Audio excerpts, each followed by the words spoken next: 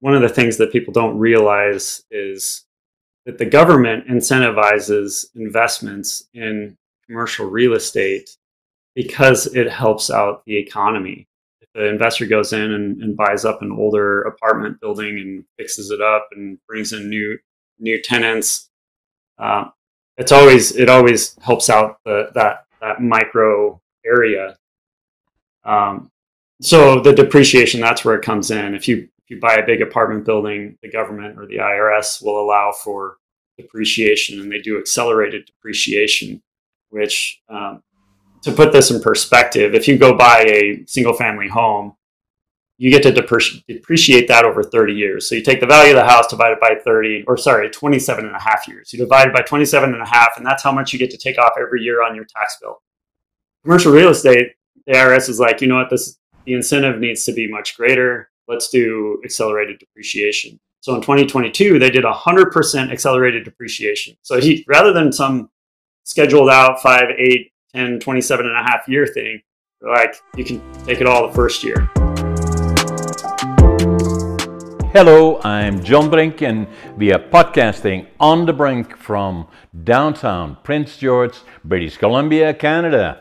And for all those people watching us around the world, we all know where Canada is, obviously, but where is Prince George? Well, we know Vancouver. We are about 800 kilometers or 500 miles north of Vancouver, an amazing country. British Columbia is a very, very big province. It puts us in the center of British Columbia, north to south, east to west. And today, a very special guest, an engineer by trade, and then an investor and an entrepreneur extraordinaire. His name is Flint Jamison. Flint, welcome to the show. Thanks for having me. Hey, I got to jump in really quick. So okay. I lived up in Seattle, and I went to Vancouver a couple times, but I sea kayaked off the island, Vancouver Island, with killer whales for 7 days. It was one of the most phenomenal trips I ever had. There was phosphorescence in the water. We got to see a killer whale totally lit up underneath the water. I mean, it was phenomenal. So if anyone has a chance to get up there, go sea kayaking off the island. And I agree with you. You know, I was born in Holland, and I came here in 1965, 60 years ago, and you know, it is an amazing West Coast. Really, I do a lot of business in the United States. I fly a lot commercially. I'm also a pilot. You know, we have a lot of things connected. But I quickly give you a little bit here is that, and if I fly, I usually sit by the window. And if I fly into North America, really the US and Canada, I look out of the window and I say it's paradise. It is paradise. And a lot of people don't realize how lucky we are, because I was born in 1940. I will be 84 in November. And during the Second World War, when we were taken over by Adolf Hitler, a dictator and a ruthless individual that changed the whole Europe at the time. And I was right there as a kid. My dad was drafted into the Dutch army, and you know, in early 1940, and my mother was pregnant with me. I had a brother and sister, 1 year and 2 years older.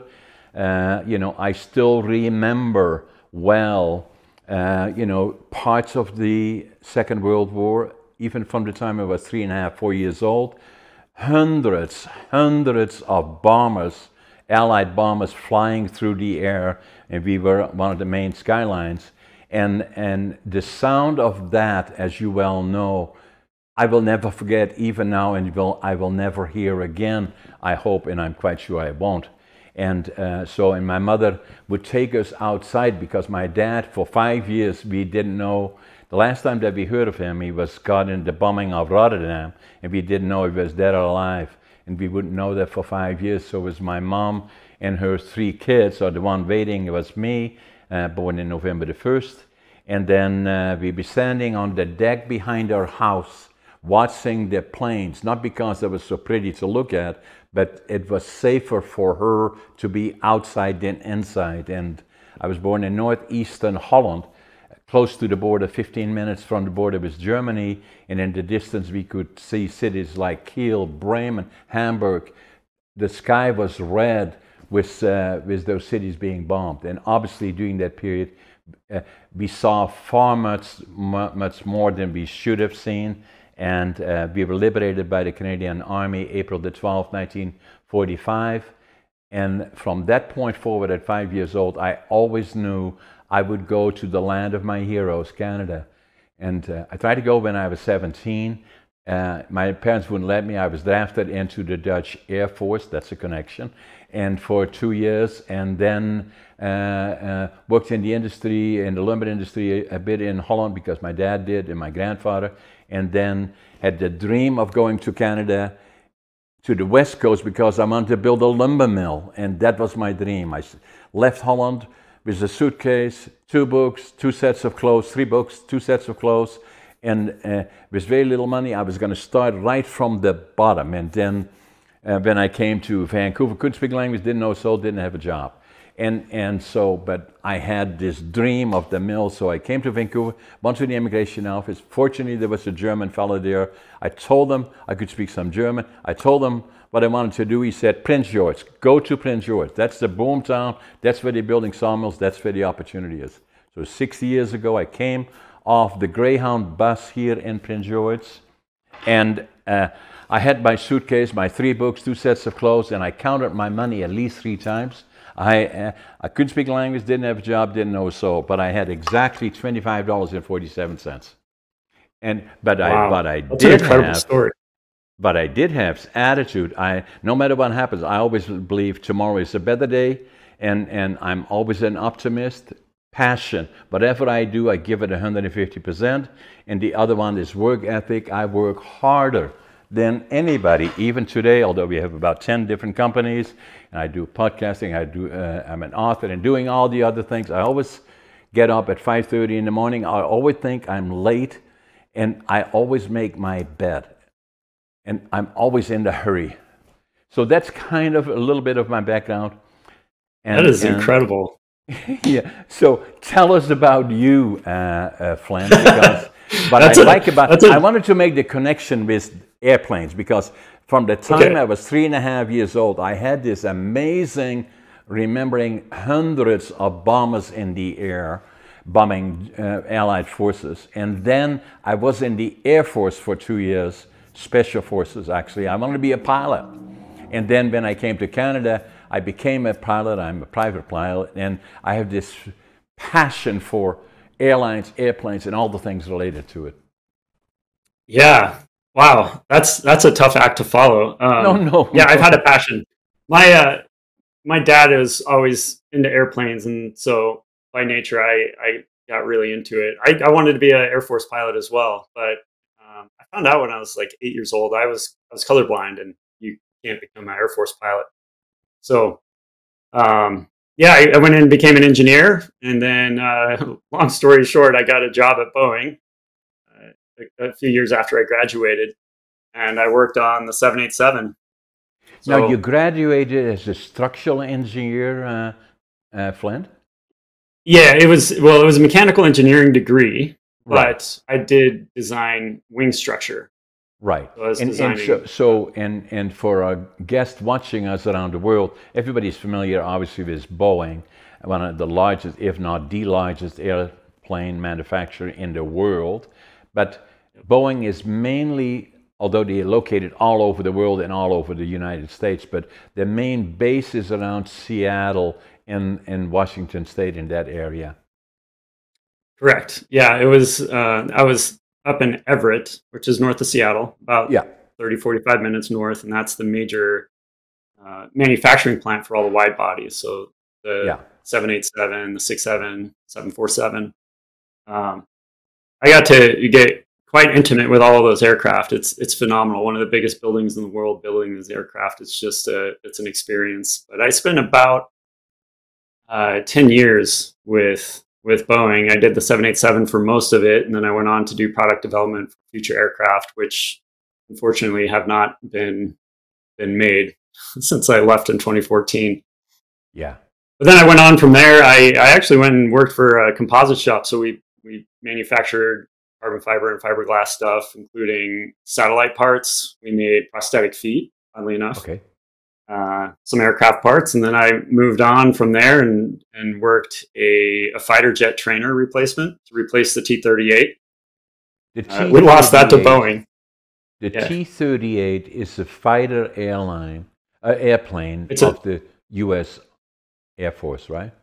Yes. So the T-38, I might have the decade wrong, but I'm pretty sure it was made in 1970s, and it's still today the #1 fighter jet trainer. So this is where the new pilots train how to fly a faster fighter jet before they move up to, say, an F-16 or something. Right.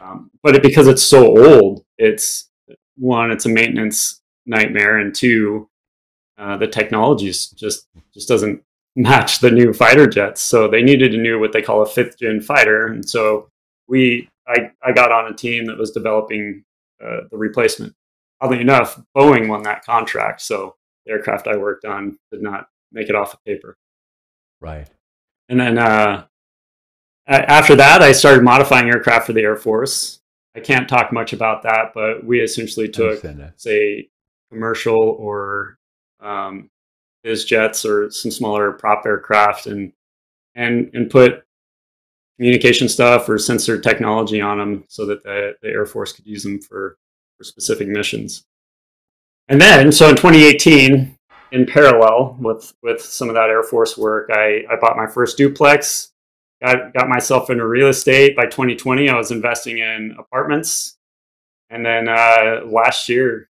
Now COVID comes, and all of a sudden you say, oh my God, where do we go now? Because, we again have a connection here, Flint. Because I'm involved in 3 silos in my companies. My 2547 didn't buy me a sawmill then, but hard work and all the other things. Gradually, I got into the lumber side. So my one silo is lumber manufacturing. We have 3 operations here in northern British Columbia. Have been in business for the last 50 years in the lumber side. The other silo that I'm involved in is warehousing, distribution, and logistics. And the other one silo is real estate, mainly commercial and industrial. So those are the 3 silos. Lumber has been a bit of a challenge in the last number of years, but I've been through all the ups and downs already for the last 50, so we'll survive. But the other silos in particular are very interesting, very similar to what you are involved in and where I see lots of potential in. Obviously, already we are probably the largest warehousing company in northern British Columbia, and then the same is the real estate. We are very active in northern British Columbia on both commercial and industrial real estate. So a little clarification here. When we say commercial real estate, even for your listeners, commercial real estate contains a lot of things. It can be industrial, it can be multifamily apartments, which is largely what I do, self-storage, it could be retail or even commercial office space. And a lot of people, when they hear commercial real estate, they just automatically think it's an office building. But no. COVID really hit the office sector bad.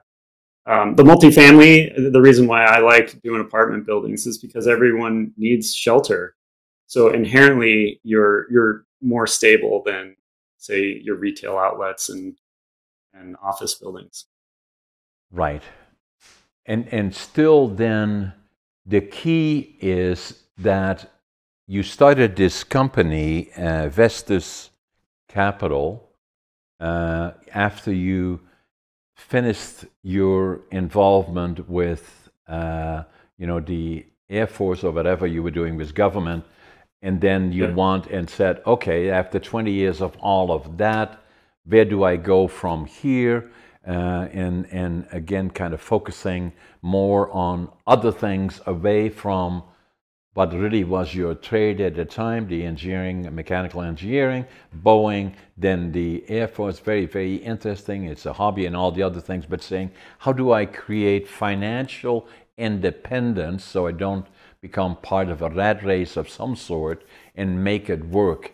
And then the key becomes this, from my experience, and I'm involved in the same things that you are interesting and are opportunities. The key is, how do you get started? Where do you find capital? And then where you find opportunity, because every apartment building is not a good investment. And how do you make the choices in the selections? Yeah. All right. Let's dive into the weeds a bit here. So there's two aspects to it, and I want to divide it up. Yeah. What I do with Vestus Capital is I can help my friends, family, and investors invest into these big commercial properties without having to do the work. It's a passive investment. So as the Securities and Exchange Commission here in the U.S., it's all regulated by them. And we call the investors limited partners. They have limited liability and limited responsibility. So it's a way for them to get in to invest in real estate without having to be a landlord. Right. And they get all the benefits of being the investor. So from that aspect, it's quite easy, I would say, to get in just to be an investor. I would say you need to educate yourself. You got to understand what the business model is. You got to find yourself a really great operator. You got to be able to underwrite a little bit, because you don't just want to randomly throw your money at a potential opportunity, because it may not be good. And you want to trust the operator. Right.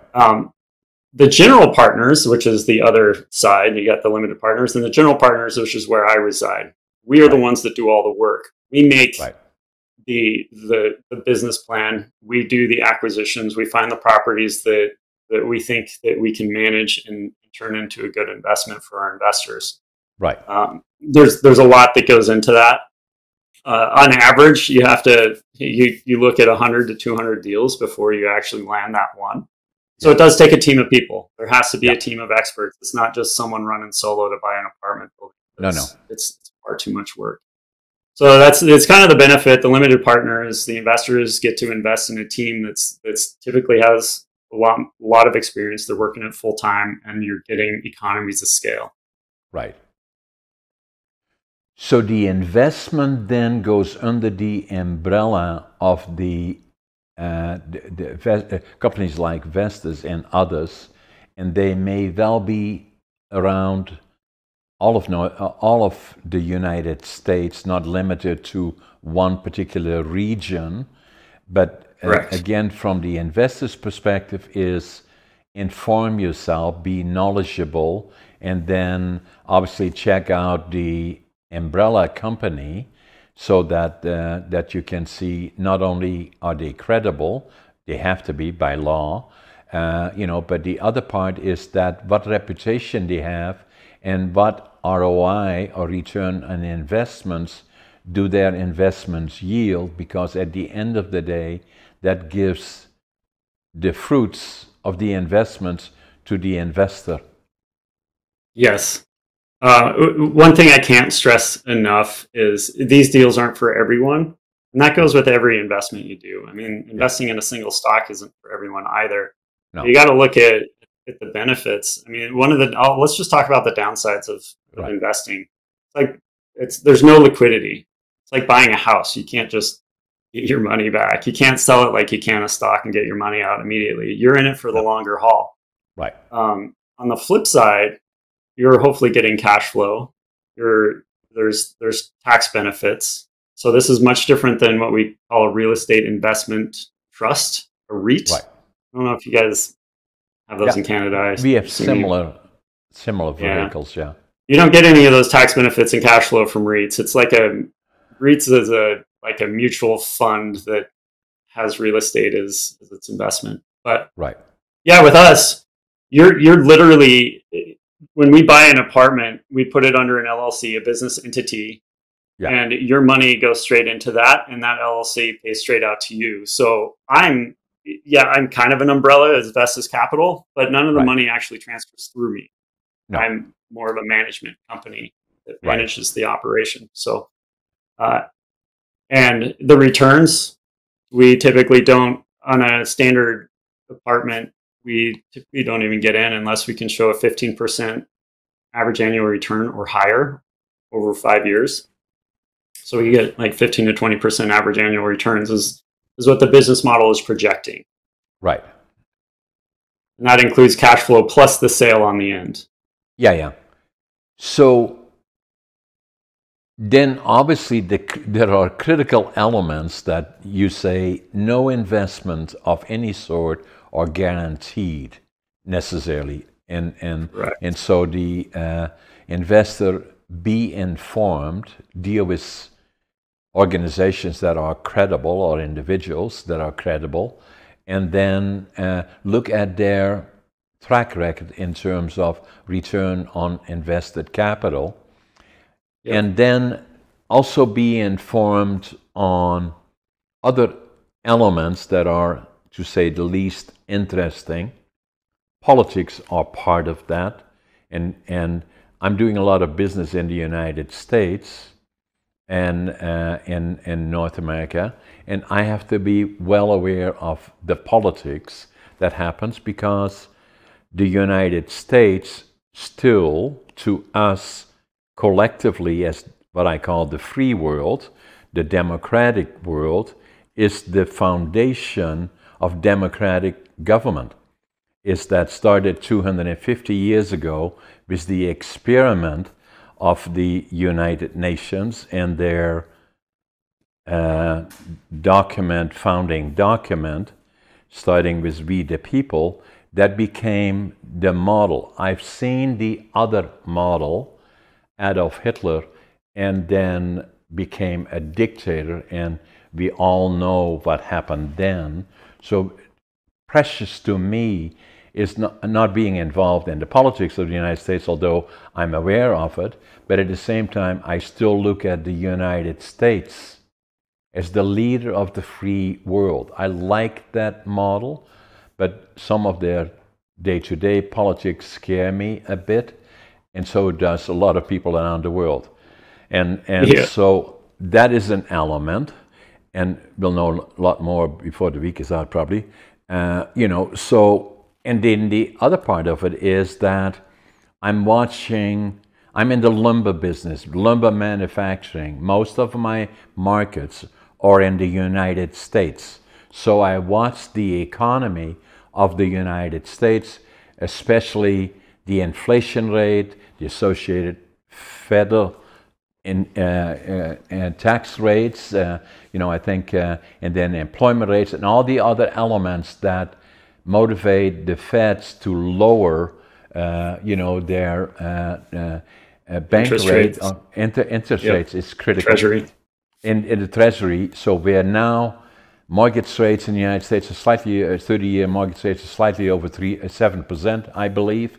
I would like to see them go to, they may well go before the year is out. I'm looking for probably an adjustment in June by the Feds, and another one in hopefully December, and then in the next year, and hopefully we get back to something like 4 and 4.5%. That to me is important from a lumber manufacturing perspective, because the demand for housing is strong. The economy, underlying economy, has to give predictability and confidence to the buying market, so that housing starts again will increase, and all the other things that affect us directly as a lumber manufacturer dealing with the United States. All those elements are important, but even for the public in general, is saying, well, why is this happening? Those elements are, again, from an investor perspective, important. Correct? Yeah. So much to unpack there. Going back to interest rates, it's hugely affecting us. That's for sure. It has really slowed down the market as far as transactions. The owners who would like to sell but don't have to sell, they're not willing to lower the price to a price that a new buyer having to deal with higher interest rates would need, because they have to lower the price in order to deal with the higher interest rates. So we're seeing a lot slower transactions. Now, in the commercial real estate side, we can do really creative things, because the loan products that we have are more adaptable, or tend to be more adaptable than you would see in a housing mortgage. So we can do assumable loans. So I know that there's still people finding deals. There was recently a 300 unit, I think it was in Houston, that an operator brought on and assumed a 3% loan. Now they needed a bit of a bridge loan because there was probably like 20 or a 40% loan to value on that at the 3%, right. But then you go get a 7% for another 20% of the purchase and bring the rest in equity, and you've got a really great deal. So there's still deals that are happening. There's other deals that have gone distressed, mainly because the operator couldn't handle the new interest rates and they defaulted. But back to the political side, not to go super political, but from a state-to-state perspective, you really got to know, well, at least the operators. We choose states that are what we call landlord-friendly, because there's states out there like California that there's squatters. There's a lot of squatter rights. It's really hard to evict the person that's not paying, and that really hurts the business. I mean, when you're running an apartment building, it is a business, and if you have tenants not paying, you're hurting the business, and ultimately the business could get shut down, and then the apartment no longer is being managed. So we like landlord friendly, where we can evict the tenants who aren't paying, because we have to have paying tenants. We need income to operate. There's a lot of expenses operating an apartment complex. So this is the beauty is I mean, if it's awesome to live in California, but you don't have to invest in California. You can always invest in whatever state that operators are buying. Yeah, we have, in a sense, the same in British Columbia or in Canada, but talking about British Columbia, where we have a left-leaning government that is very friendly, again, but not necessarily to capital. And the same happens on the lumber side. A lot of lumber mills are under so much pressure because too much bureaucracy and the cost of fiber into the mills doesn't make them competitive internationally, especially U.S. markets, but also globally. We cannot be competitive. So then capital leaves. There is no incentive to invest unless there is a reasonable expectation of political stability, which will lead to understanding how the financial money flows, that if you want to, we have a shortage here of houses that are being built, and apartments and rentals and all the other things. But if we do like, California has done, I'm not saying that we have a copy of it, but it's certainly moving in that direction.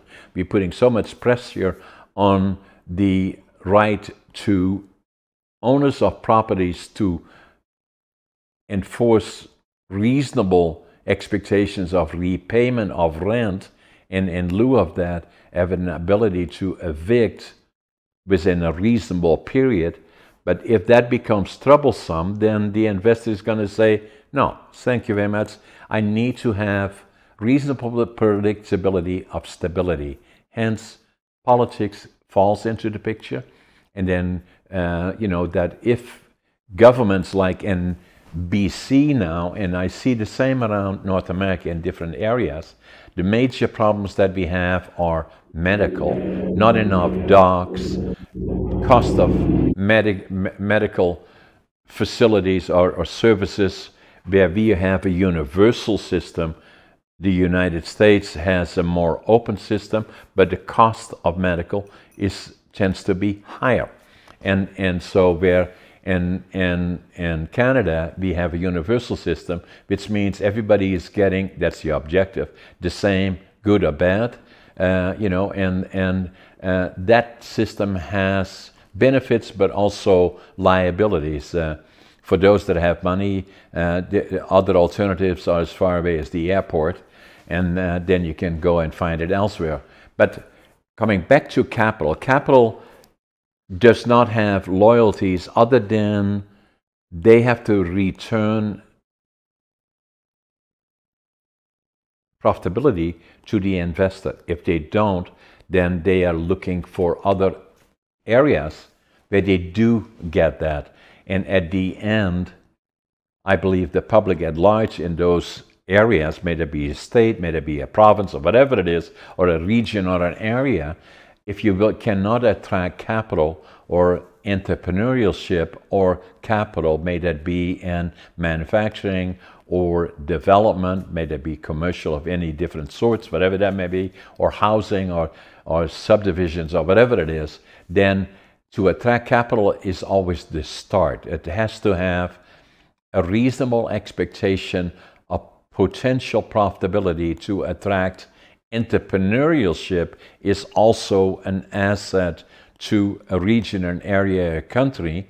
And then the second one is to find that capital that can look at, justify as to why they will invest in a certain region.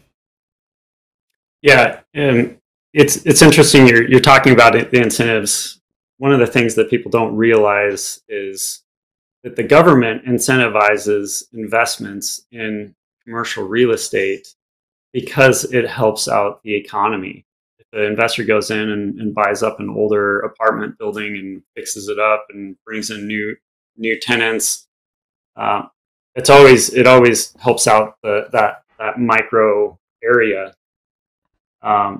So the depreciation, that's where it comes in. If you buy a big apartment building, the government or the IRS will allow for depreciation, and they do accelerated depreciation, which, to put this in perspective, if you go buy a single family home, you get to depreciate that over 30 years. So you take the value of the house divided by 27 and a half years. You divide it by 27 and a half, and that's how much you get to take off every year on your tax bill.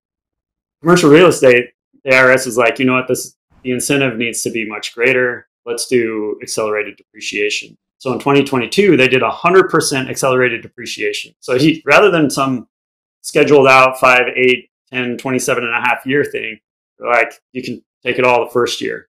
Now that didn't last. So in 2023, it went down to 80% accelerated depreciation, which is still good. This year, 60%. Next year is going to be 40.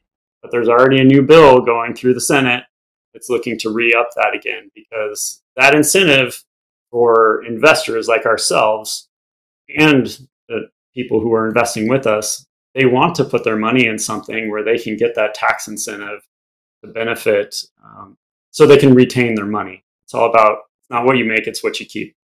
Is that set on the federal level then, Flint, or is it more on the state level? No, that's the federal level. Yeah. So why would they, what motivates them? I look at the Senate that's controlled by Democrats barely.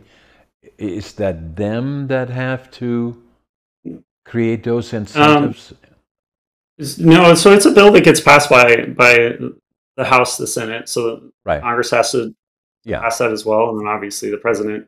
That particular bill, I'm not sure, because even in 2021, it was 100%. I think in 2020 it was as well. So I don't remember when that bill got pushed in.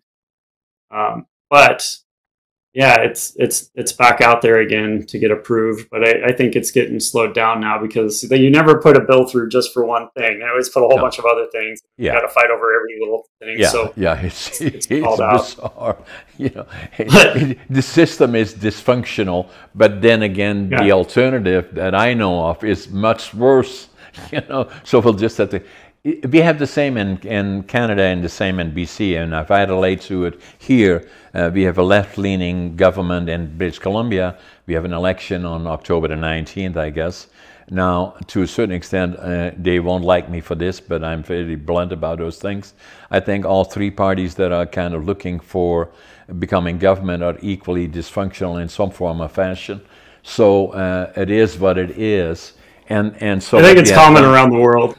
Yeah, I know. But then again, I don't, please don't give me Trump, please, you know. So anyway, so the, you know, I wish them all the luck in the world, so, but whatever. You know, so, but in anyhow, so what we do here, we need housing badly. Rather than to stimulating investment by the investor, they penalize somebody that has invested. They may have a house that they bought that is empty for them for time being until they do with it. So they penalize the empty house. And so you pay God knows how many thousands of dollars for all anti-investment policies. And then capital at some point says, hey, we don't want to do anymore. You know, so So again, coming back to our initial discussion, is politics is an element that you must watch as an investor, as a group like you have, or other people that aspire to entrepreneurship and then investment in manufacturing, or for that matter, real estate, whatever form that may have. But again, you will be affected by the economy, the flows up and downs, and timing again is critical. And the way I would look at it now, and correct me if I'm wrong, I look mainly at the United States. We, in terms of the economy, how it affects us, myself, and the businesses that I do, is I look at the United States. We'll probably have another couple of down adjustments to the interest rates or the Fed rate, and see it going to, hopefully, and mortgage rates will go between 4 and 4.5%, hopefully Q1 2025 or in that area. So I see a downward trend. The investor, again, like I am, like you are looking at this and saying, okay, I usually say when a downturn happens, the first ones that go down is housing starts as an indicator, but it's also the first one that comes back out again, because we are anticipating a change. So we have to be ahead of the market to see opportunities show up that we can take advantage of. Yeah, it's a really interesting dynamic right now, because I think a lot of people were hoping for a big real estate correction, but because the demand was so high, it mostly just plateaued in most places. The values of houses just kind of slowed. But once the interest rates start dropping, the demand is going to start coming back up, because you're going to have more buyers on the market, and simple supply demand. So unfortunately and fortunately, depending on which side of the fence you're on, as far as needing property, the prices are going to go back up, and they're not going to come back down. No. So from an investor's perspective, and your perspective as part of the umbrella that provides services to investors, this is an interesting time, because the further forward we got, some interesting things happening politically that has an element. The Feds are being careful. They want to see a trend going, the inflation rate going down, coming all the way from 9% to being around 3% now, or somewhat less than that, 2.8 or whatever it is, and wanting to see it go to around 2.5, and then starting to downtrend it, not too aggressively. Hopefully 2 more downtrends before the end of the year, and then Q1 25 and beyond.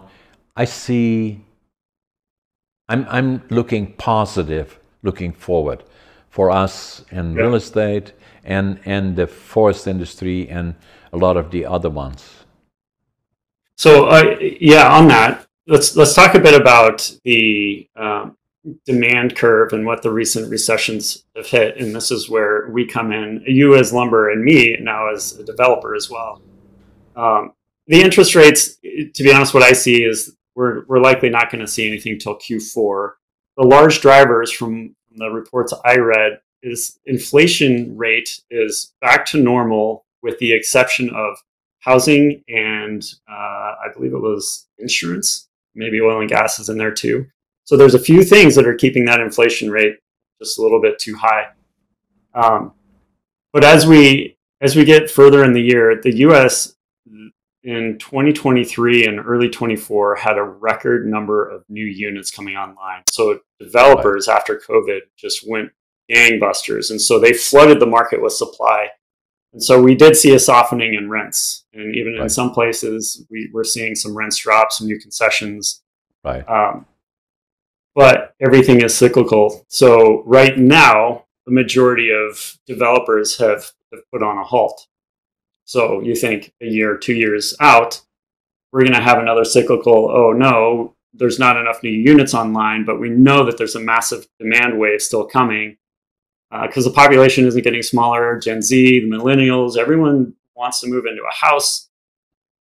And there is a undersupply of housing that we aren't currently recognizing at the moment, just because the economics, the funny economics of the moment. But we're going to see a massive demand coming up, and the supply isn't quite there. So from my perspective, I'm getting involved in a big development fund where we're going to start building a whole bunch of single family homes that are built to rent. We manage them kind of like apartment complexes, but everyone lives in their own single family home. It's a really unique model. And from that, we need a bunch of lumber. So that's where you guys come in, the supply base. Yeah, for me as an investor, so, as I said to you, when I came off the bus here in July of 1965 is my $25.47. I was a clean-up man, lumber pilot, and then from there on in. But I'm an entrepreneurial kind of individual already when I was young, selling papers, and I was not as my background was educationally was not stellar. I failed grade 3 and I failed grade 7 3 times, and so starting from that level, and so but I was very, very ambitious. I always wanted to go into having my own company, and in particular lumber, and then looking for the opportunities here, and again building something from the ground up gave me very good experience where other ones did not have that benefit, and and then looking at the model in particular from from lumber, which is delicate, the other one for my investment, personal investments perspective, I like real estate, especially warehousing, logistics, and distribution, and I like the real estate size, not so much residential, although we do subdivisions, and I acquired land a long time ago that is of low enough cost that we can do something there, but we're building shopping malls, that type of thing, and apartment buildings. That's what we are doing on the real estate side, and the kind looking again at the Canadian economy. But if I look at the economy, first for me is looking at the United States, which direction the United States is going. We are very close to that, and we will be affected similarly to it. And so we are, and this brings me back to my ride in the plane. When I look outside, I'm a perpetual optimist. I'm very much into health and well-being. I wrote a book, actually, you may like, it's coming out in July. Living long, dying. I love it.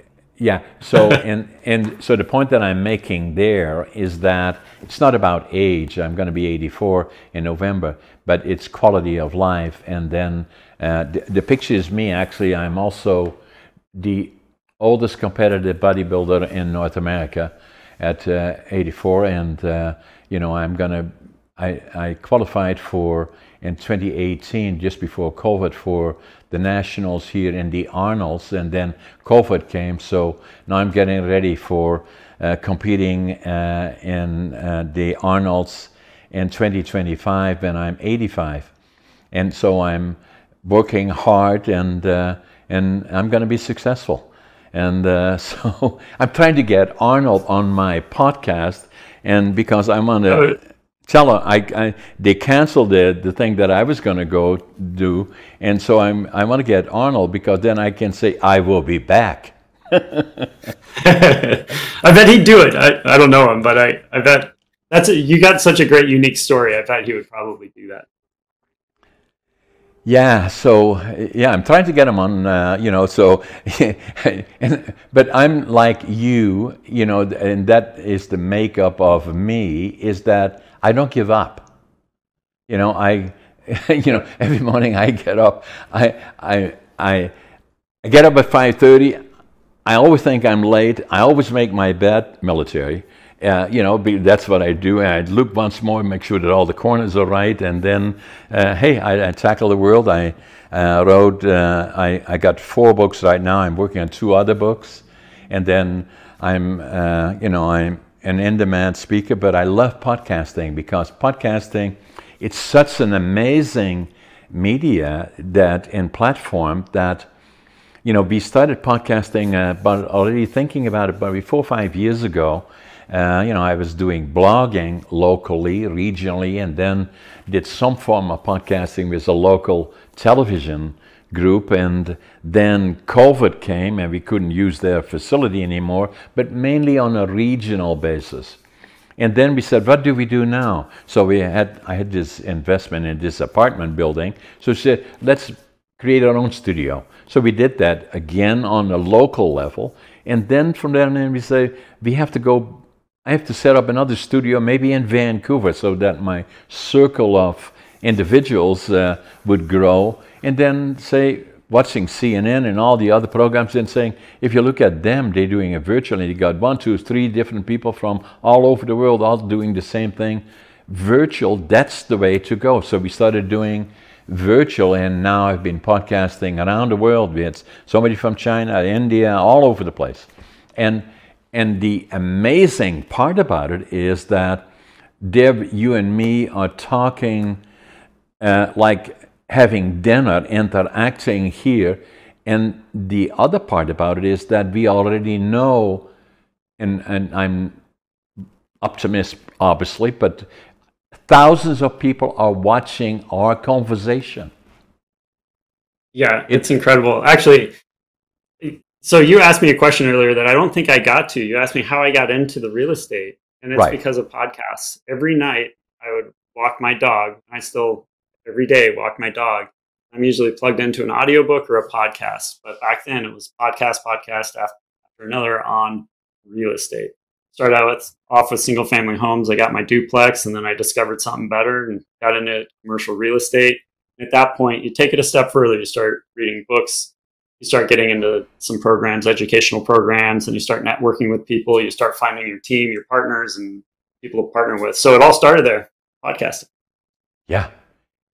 And it's only starting, Flint, in my mind, this is still very much at the beginning, and not bragging about it, but I love it. And then, the other, how powerful it is, over the last 2 years, we had up to 20 million people watching podcasting from around the world, our podcasting. And then YouTube, I think we're at 200,000 plus subscribers. And, it is such an immensely powerful media. Now, the other thing that I've done is, just want to cover this, I also write books. You also have been in all kinds of different magazines, and you are also an author, correct? No. Well, no. I have authored in technical papers back when I was an engineer. I have patents, but I haven't authored my own book. No, actually, I have an idea. I just haven't yet pulled that trigger. I love it, So I started with, as a lot of people said to me, and the same applies to you. They said to me, "Hey, John, you're such an interesting life. You should write a book." And so over the last 20 years, I started, I stopped, and then saying, if I don't do it now, I'm already in my approaching 80 then, then it will never happen. So this book here I wrote, against all odds. It's not hurrah, hurrah, how successful John is, but more about all the ups and downs. So it took me 80 years to live it, 20 years to think about it, 2 years to write it. And so I'm going to send you a copy. I'm going to sign it for you. And then from there on in, the other thing I have to quickly add, and you say, my God, this guy, he drives me nuts here. So the other thing that I had is, at one day I had walked into a bookstore here in Prince George. In 1997, I had been here already for 32 years. And everybody said, you're so successful. And so I didn't feel that way. I felt I had failed in Holland, all the friends that I had, and I failed grade 7 3 times, and all my friends went to college and university, and I became a laborer. I'm proud of that today, but then it was kind of looked down on, and so, but I always felt that I was going to show me that I was just as smart as they were, and I can do things too, right? So I can, and hence I came to Canada. There was no money, and said I'm going to build a lumber mill, and I did. And so, but then 32 years later, in 1997, January 1997, I walked into a bookstore here, and I picked up a book, and the title of the book was Driven to Distraction. And I have no idea why I picked up the book. And I looked at the book, and it was about ADHD. And I said, oh my God, that's me. And so I wrote in the book in Dutch. Now I finally know who I am. And because I was ashamed of it, because it was implied that it may be a mental disorder, or certainly had stigma. And the more I found out about it, and the more I looked at Google, the more I then understood that maybe 8% of the population, they said, are affected by it or benefit by it, in my opinion. But then the more I read about it, the more I said, no, it's much higher than that. It's probably up to 20%. The book was written by Dr. Halliwell, who has written 18 books, 5 of them on distraction. And he is ADHD. And so I had him, your podcast number 263. So I had Dr. Halliwell that wrote that book in 1993. I bought it in 1997. I had him on my podcast. And so podcast number 203.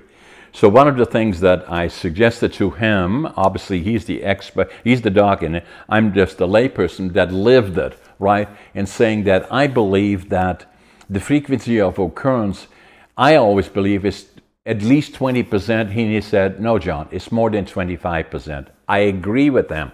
The other thing that he said is that I suggested to him, of all the people interactive with that I had known in business that I believe successful CEOs, and the operative is successful, and entrepreneurs, probably 50% of them ADHD, I suggested to him. He said, no, John, more than 75%. And I agree with him. So I wrote a book about that. Yeah. I wrote a book about that as well. Oh, that's awesome. I keep seeing people say their ADHD is their superpower. I think once you recognize it, you said it right there in your book, Unlocked. You unlock absolutely. And but I say, Glenn, people say to me, how do you do all the stuff that you got 10 companies, you're writing books, you be a speaker, you do podcasting, you do all that. How do you do it? I say ADHD. That's how. That's how I do it. And then I wrote another one here quickly. A lot of people don't like what they're doing. I heard something on the US TV channel, I forget now which one. They said 75% of the people that work don't like their jobs.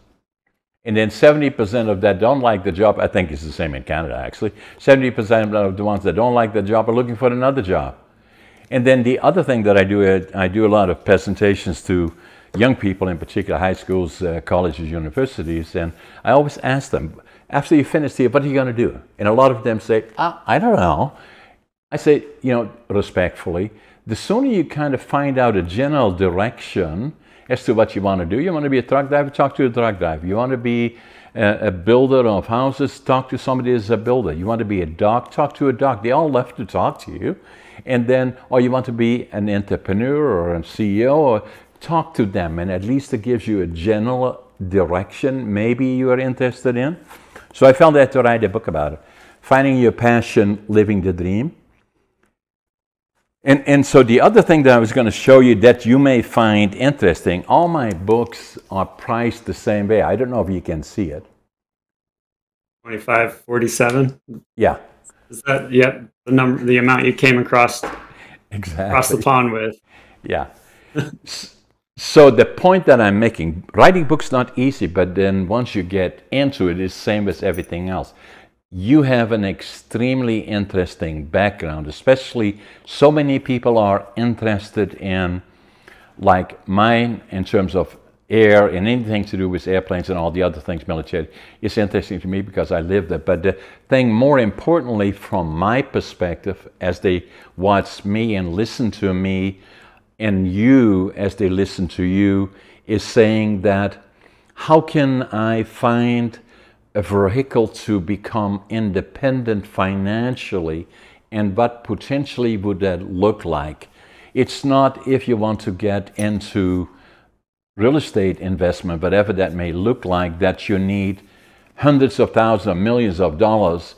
You can do it in a smaller way, 10, 20, 30, $40,000 to kind of get the feel of it, and then deal with people that are reputable, and then from there, and then find that vehicle of opportunity. And it usually will prove to be, not in all cases, and again, I'm not recommending anybody or anything, but it would give you a better return than you would get to the alternate with that money. And it creates an interest in becoming aware of the economic situation in your region and opportunity, and it makes it interesting to say the least, but probably also rewarding financially.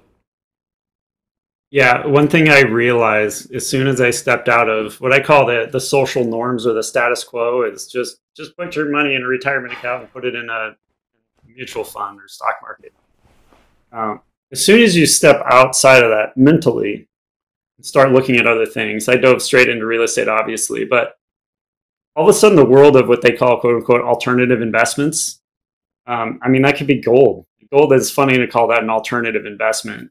This is once again societal norms, but Right.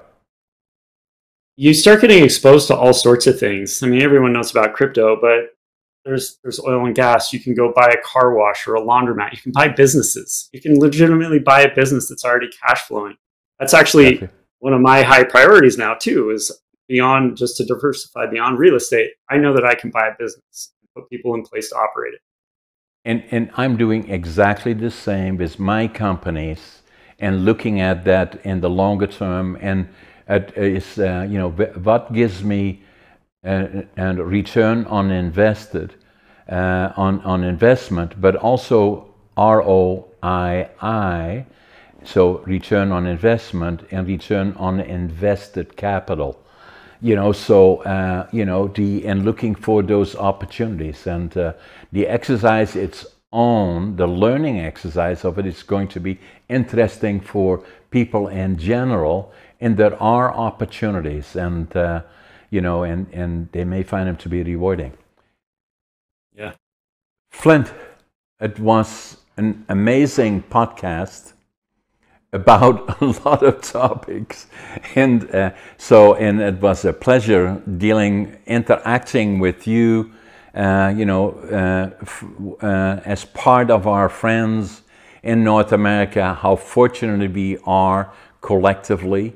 And for all those people watching us from around the world, subscribe to our podcasts, like them, comment on it, and we are bringing to the world interesting topics on the Brink, and I'm sure that Flint is doing the same in our books, in this amazing media where we tie tens of thousands of people all together having interesting discussions on interesting topics. Yeah, it's been a pleasure meeting you. This has been great. Thank you. Thanks, Flint. I'm going to send you the books. I'm going to sign the books, all of them. And then when this one comes out in July, I'm going to make sure that Scott sends you one of those as well. And I'm going to sign them. I love it. Flint, it was a pleasure. And let's stay in touch. Absolutely. It was a pleasure. And we're going to need to buy a bunch of lumber here in the next 10 years, throughout the 10 years. So stay in touch. Maybe we'll cross paths. Oh, absolutely. Yeah. Okay, Flint. Take care. All right. Thank you. Bye-bye.